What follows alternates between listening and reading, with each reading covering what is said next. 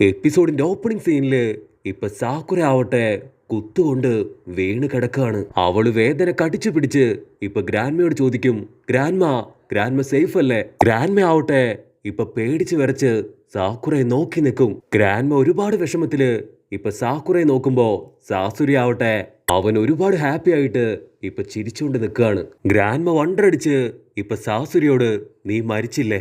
ഇത്രയും വലിയൊരു അടി കിട്ടിയിട്ടും നീ ഇപ്പോഴും എങ്ങനെ ജീവിച്ചിരിക്കുന്നുവെന്ന് ഗ്രാൻമ ചോദിക്കുമ്പോഴായിരിക്കും സാക്കുറ ഇടിച്ച ആ ഒരു പപ്പടില് ഇപ്പൊ അവന്റെ ഹാർട്ട് ഇല്ല എന്നുള്ളത് ഗ്രാൻമ കാണാം. സാസുരി അവൻ സാക്കുറയെ പിടിച്ചു വലിച്ച് മരിക്കാൻ പോകുമ്പോഴും നിന്റെ ചിന്ത അത് മറ്റുള്ളവരെ കുറിച്ചാണല്ലേ. ഇനി അധിക നേരം നിനക്ക് പിടിച്ചു നിൽക്കാൻ കഴിയില്ല എന്ന് പറയുമ്പോ ഇവിടെ ഗ്രാൻമ നിസ്സഹായായിട്ട് നോക്കി നിൽക്കുകയാണ്. സാസുരി വീണ്ടും അവളെ പിടിച്ചു വലിച്ച് കത്തിയെടുത്ത് അവളുടെ ബോഡി കുത്തി അങ്ങോട്ട് കയറ്റാണ്. നീ പപ്പട് കൊണ്ട് എന്നെ അറ്റാക്ക് ചെയ്യുമല്ലേടി? നീ ഒരു മെഡിക്കൽ നിഞ്ചയാണ്, അതുകൊണ്ട് തന്നെ ഇപ്പം നിനക്കുണ്ടായ മുറിവ് അത് എത്രത്തോളം വലുതാണെന്ന് നിനക്ക് മനസ്സിലാവും. സാക്കുറ മറ്റൊരു വശത്ത് നിന്ന് അവളെ തന്നെ ഇപ്പൊ ഹീൽ ചെയ്തുകൊണ്ടിരിക്കും. സാക്കുറ ഗ്രാൻമയോട് പറയും, ആ ഒരു ആന്റിഡോട്ട് അത് എത്രയും പെട്ടെന്ന് എടുക്കണം, ഇവന്റെ കാര്യം അത് തീർച്ചയായിട്ടും ഞാൻ നോക്കിക്കൊള്ളാന്ന് പറയും. അതിന് സാസുരി പറയും, എന്റെ പോയിസൺ അതിപ്പോ തന്നെ നിന്റെ ബോഡി മുഴുവൻ സ്പ്രെഡ് ആവും, നിന്റെ കൈകാലുകൾ തളർന്ന് നീ ഇപ്പൊ തന്നെ താഴേക്ക് വീഴുന്നു പറയുമ്പോ ഇവിടെ സാക്കുറയുടെ സ്ഥിതി ആവട്ടെ ഇപ്പൊ മോശമായിട്ട് വരാൻ തുടങ്ങും. അവളുടെ കണ്ണ് അത് പതിയെ അടയാൻ തുടങ്ങും, കാലും കൈയും അത് കിടുകിട വരയ്ക്കാൻ തുടങ്ങും. അവൻ എന്തെങ്കിലും ചെയ്യും മുമ്പേ ഇപ്പൊ ഗ്രാൻമ ആ ഒരു ആന്റിഡോട്ട് എടുത്ത് അങ്ങനെ കുത്തിവെക്കും. പക്ഷെ ഗ്രാൻമ ആ ഒരു ആന്റിഡോട്ട് തന്റെ ബോഡിയിലല്ല ഇഞ്ചെക്ട് ചെയ്യുക, മറിച്ച് സാക്കുറയുടെ ബോഡിയിലാണ്. അവള് വണ്ടടിച്ച് ഇപ്പൊ ഗ്രാൻമയെ നോക്കുമ്പോ ഗ്രാൻമ ആവട്ടെ ഇപ്പൊ പതിയെ തളർന്ന് താഴേക്ക് വീഴും. സാക്കുറയ്ക്ക് ഒന്നും മനസ്സിലാവില്ല. അവൾക്ക് കലി കയറി ഇപ്പൊ സാസുരിയുടെ കത്തി പിടിച്ച് അങ്ങനെ പുറത്തേക്ക് തള്ളാൻ തുടങ്ങും. സാസുരി ആവട്ടെ സാക്കുറ ക്രിയേറ്റ് ചെയ്ത ആ ഒരു ആന്റിഡോട്ട് കണ്ട് ഇപ്പൊ വണ്ടടിച്ച് നിൽക്കും. മാത്രമല്ല സാക്കുറ കത്തി അത് മുന്നോട്ട് തള്ളുമ്പോ അവൻ പിടിവിടാതെ അത് വീണ്ടും അവളുടെ വയറ്റിലേക്ക് തന്നെ കുത്തി ഇറക്കാൻ ശ്രമിക്കുകയാണ്. അവളുടെ സ്ട്രെങ്ത് കണ്ട് ഇപ്പൊ സാസുരിക്ക് പോലും ഒരു മിനിറ്റ് പേടിയാവും. അവന് മനസ്സിലാവും അവളുടെ ഈ ഒരു സ്ട്രെങ്ത്തില് അവൾ അടിക്കുകയാണെങ്കിൽ തീർച്ചയായിട്ടും തന്റെ കാര്യത്തിൽ ഒരു തീരുമാനമാവും. അവന്റെ പപ്പട്ട് കയ്യെ ഇപ്പൊ വെട്ടിമാറ്റി അവിടുന്ന് ഓടാനായിട്ട് തുടങ്ങും. അവൻ കുറച്ച് മുൻപോട്ട് പോയി ഇപ്പൊ വീണ്ടും സാക്കുറയ്ക്ക് നേരെ തിരിഞ്ഞു നിന്ന് കത്തി കയ്യിലെടുത്ത് അവളുടെ അടുത്തേക്ക് ഇപ്പോ പാഞ്ഞടുക്കാണ്. അവൻ സാക്കുറയുടെ തൊട്ടടുത്തെത്തുമ്പോ ഇപ്പൊ ഗ്രാൻമ ആവട്ടെ ചക്ര ത്രെഡ് വെച്ച് അവന്റെ പപ്പയുടെയും അമ്മയുടെയും പപ്പട് ഉപയോഗിച്ച് രണ്ട് കത്തി അതങ്ങനെ തന്നെ ഇപ്പൊ സാക്കുറയുടെ നെഞ്ചില് കുത്തി അങ്ങോട്ട് ഇറക്കും. സാസുരി ഷോക്കായിട്ട് നിൽക്കുമ്പോ ഇപ്പൊ ഗ്രാൻമ പറയും, നിന്റെ ഗാർഡിൽ നിന്ന് നീ പുറത്തു വാ, ഇനി നിനക്ക് രക്ഷപ്പെടാനാവില്ല എന്ന് പറയുമ്പോഴായിരിക്കും സാസുരി അവനെ മുഴുവനായിട്ടും ഇപ്പൊ ഗ്രാൻമ ലോക്ക് ചെയ്തു എന്ന് മനസ്സിലാക്കുക.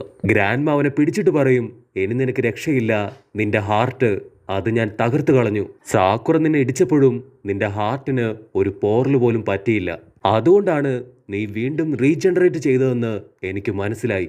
നിന്റെ റിയൽ ബോഡി അത് ആ ഹാർട്ടിനുള്ളിലാണ്.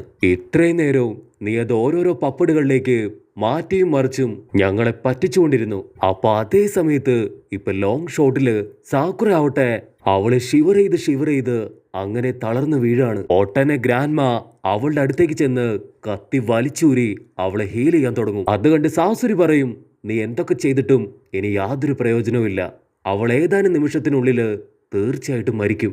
അതിന് ഗ്രാൻമ പറയും, ഞാൻ എന്നെ തന്നെ ഇപ്പൊ അവൾക്ക് കൊടുത്തോണ്ടിരിക്കുകയാണ്, എന്നെ ഉപയോഗിച്ച് ഞാൻ സാക്കുറയെ തിരിച്ചു പിടിക്കും. ഇത് മെഡിക്കൽ ഗെഞ്ചിപ്സുവിലും മേലെയാണെന്ന് പറയുമ്പോ ഇവിടെ സാസുരി ആവട്ടെ അത് കേട്ട് ഇപ്പൊ ഒരു സെക്കൻഡ് ഫ്രീസ് ആയി പോവും. ഇത് റിയൽ ഗെയിൻ ഗെഞ്ചിപ്സു ആണ്, ഇതുകൊണ്ട് മറ്റൊരാൾക്ക് ജീവൻ പോലും കൊടുക്കാൻ എന്നെ കൊണ്ട് കഴിയും, അതിന് എന്നെ കൊണ്ട് മാത്രമേ കഴിയുള്ളൂ എന്ന് പറയുമ്പോ ഇവിടെ സാസുരി അവന്റെ ഞെട്ടല് അത് കൂടി വരും. ഈ ജിപ്സ് ഉപയോഗിച്ച് ഒരു പപ്പടിന് പോലും ജീവൻ കൊടുക്കാൻ കഴിയും, ലൈഫിനെ തന്നെ മാറ്റിമറിക്കാൻ കഴിയുന്ന ഒരു അടിപൊളി ഗെഞ്ചിപ്സു ആണെന്ന് പറയുമ്പോ ഇവിടെ സാക്കുര ആവട്ടെ ഇപ്പൊ പതിയെ കണ്ണു തുറക്കും. ഗ്രാൻമ പറഞ്ഞത് മുഴുവൻ കേട്ട് ഇപ്പൊ സാസുരി ആവട്ടെ തലകുനിക്കും. കാരണം ഈ ഒരു ഗെഞ്ചിപ്സു അത് ഗ്രാൻമ കണ്ടുപിടിച്ചത് പോലും സാസുരിക്ക് വേണ്ടിയായിരുന്നു. ഇവിടെ ഗ്രാൻമ സാസുരിയുടെ പാരന്റ്സ് അവസാനമായിട്ട് മിഷന് പോകുന്ന ആ ഒരു സന്ദർഭം അത് വീണ്ടും ആലോചിച്ച് നോക്കുകയാണ്. അവന്റെ പാരന്റ്സ് മരിച്ചതറിഞ്ഞ് ഗ്രാൻമ ഷോക്കായി പോകുന്നതും അത് സാസുരിയോട് എങ്ങനെ പറയുമെന്നറിയാതെ ഒരുപാട് ബുദ്ധിമുട്ടിയതും അങ്ങനെ എല്ലാ കാര്യവും സാസുരി ഇടയ്ക്കിടയ്ക്ക് അവന്റെ പാരന്റ്സിനെ കുറിച്ച് ഗ്രാൻമയോട് ചോദിക്കുമ്പോൾ അവർ വേറൊരു മിഷന് പോയിരിക്കുകയാണെന്ന് പറഞ്ഞ് ഒരുപാട് തവണ ഗ്രാൻഡ്മ അവനെ പറ്റിച്ചു കൊണ്ടേയിരുന്നു. അവനോട് വെയിറ്റ് ചെയ്യാൻ പറഞ്ഞ് ഒരുപാട് കാലം അവനെ വെയിറ്റ് ചെയ്യിപ്പിച്ചു. അതുകൊണ്ടാണ് സാസുരിക്ക് വെയിറ്റ് ചെയ്യുന്നത് തീരെ ഇഷ്ടമല്ലാത്തത്. അവൻ മറ്റുള്ള പാരന്റ്സിനെ നോക്കി ഒരുപാട് കൊതിച്ചു. അങ്ങനെ ബോറടിച്ചിരുന്നപ്പോ അവൻ പപ്പടുകളെ ഉണ്ടാക്കാൻ തുടങ്ങി. അവൻ ഒറ്റയ്ക്ക് തന്നെ 2 പപ്പടുകളെ ക്രിയേറ്റ് ചെയ്ത് അതിന് ചക്ര പവർ കൊടുത്ത് അവനെ ഹഗ് ചെയ്യിപ്പിക്കും. അത് ആക്ച്വലി അവന്റെ അച്ഛന്റെ അമ്മയുടെയും പപ്പടാണ് അവൻ ആദ്യമായിട്ട് ഉണ്ടാക്കുക. കട്ട് ചെയ്താ ഇപ്പൊ പ്രസന്റില് സാക്കുറയ്ക്ക് ബോധം വീഴുമ്പോഴും ഗ്രാൻഡ്മയ്ക്ക് ഒരു കുഴപ്പം ഉണ്ടാവില്ല. അതുകൊണ്ട് വണ്ടറടിച്ച് ഇപ്പൊ സാസുരി ചോദിക്കും, നീ റീജിപ്സ് ഉപയോഗിച്ചിട്ട് എന്തുകൊണ്ട് നിനക്ക് നിന്റെ ജീവൻ നഷ്ടമായില്ല? അതുമാത്രമല്ല സാക്കുറയ്ക്കിപ്പോ യാതൊരു കുഴപ്പമില്ല. അപ്പൊ ഗ്രാൻഡ്മ പറയും, യഥാർത്ഥത്തിൽ സാക്കുറ അവള് മരിച്ചിട്ടുണ്ടായിരുന്നില്ല. അവളുടെ മുറിവിന് അത്ര ആഴമില്ലാത്തോണ്ട് തന്നെ എന്റെ ജീവൻ അതെനിക്ക് നഷ്ടമായില്ല. അത് കേട്ട് സാസുരി ചിരിക്കുമ്പോ ഇപ്പൊ സാക്കുര ആവട്ടെ അവള് കൈ ചുരുട്ടി ഇപ്പൊ അവന്റെ മോന്തയ്ക്ക് ആഞ്ഞങ്ങോട്ട് അടിക്കും. അതിനവൻ പറയും, എന്നെ ഇടിച്ചിട്ട് അതിന് യാതൊരു കാര്യമില്ല, എനിക്ക് വേദനിക്കില്ല, മറിച്ച് നിന്റെ കൈയായിരിക്കും വേദനിക്കുക. അവക്ക് മനസ്സിലാവും ഇതവന്റെ ആദ്യത്തെ കൊലപാതകമല്ല. അതിന് സാസുരി പറയും, ഞാൻ ഒരുപാട് പേരെ കൊന്നിട്ടുണ്ട്, ഇപ്പൊ നിന്നെയും ഗ്രാൻഡ്മയും കൊല്ലാനാണ് ഞാൻ ഒരുപാട് ആഗ്രഹിക്കുന്നത്. അത് കേട്ട് സാക്കുറ, നിനക്ക് മനുഷ്യന്മാരോട് കുറച്ചെങ്കിലും കരുണ കാണിച്ചൂടെ?